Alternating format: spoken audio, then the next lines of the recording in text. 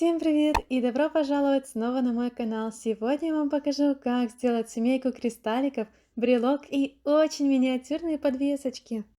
Для этого я использую белую полупрозрачную полимерную глину, а также Fimo эффект под номером 506. Скатала две детали продолговатой формы, зеленая должна быть больше. Укладываю спиралькой эту деталь вокруг белой полупрозрачной и вместе скатываю для того, чтобы части стали одним целым. Соединяю пополам и снова скатываю, так повторяю несколько раз. Отрезаю кусочек для будущего кристаллика и отрезаю стороны, тем самым делая прямые углы. И делаю грани на верхушке. Второй кристалл будет длиннее. Повторяю все те же действия с отрезанием сторон и верхушки. И третий кристаллик самый маленький.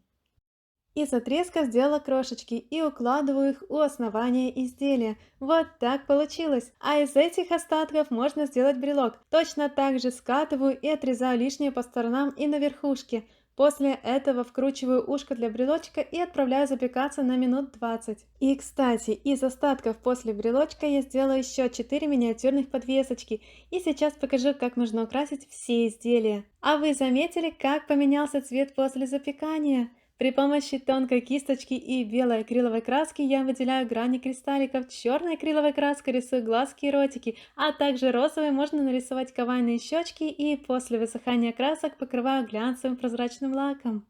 Вот такая необычная красота и милота получилась. А вам больше понравилась семейка, брелок или эти малыши? Ставьте лайки, подписывайтесь на канал и обязательно посмотрите эти видео. Всем хорошего дня и до скорых встреч!